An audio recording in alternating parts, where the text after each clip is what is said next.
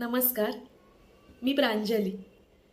ज्ञानेश्वरांनी प्राणीमात्रांसाठी पसायदान मागितले आणि आमच्या ज्ञानेश्वरीने तिच्यासारख्या महिलांसाठी अवेदना मागितली.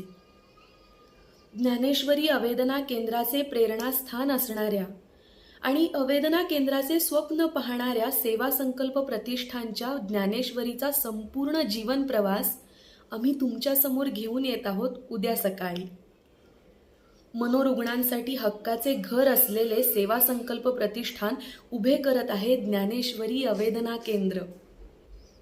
अवेदना म्हणजे कोणतीच वेदना नाही, ना शारीरिक, ना मानसिक, ना सामाजिक, ना कौटुंबिक.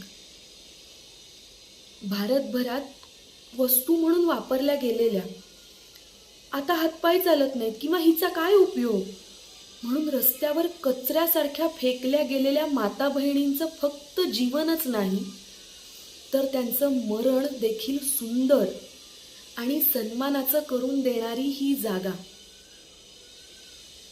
तर आमच्या या ज्ञानेश्वरीने तिच्या वेदनेतून दुसऱ्यांच्या अवेदनेचे स्वप्न पाहिले आणि आम्हाला जीवनाचा मार्ग दाखवला. तिचा जीवन प्रवास साकारताना आम्ही सगळेच गौरवान्वित होत आहोत. धन्यवाद.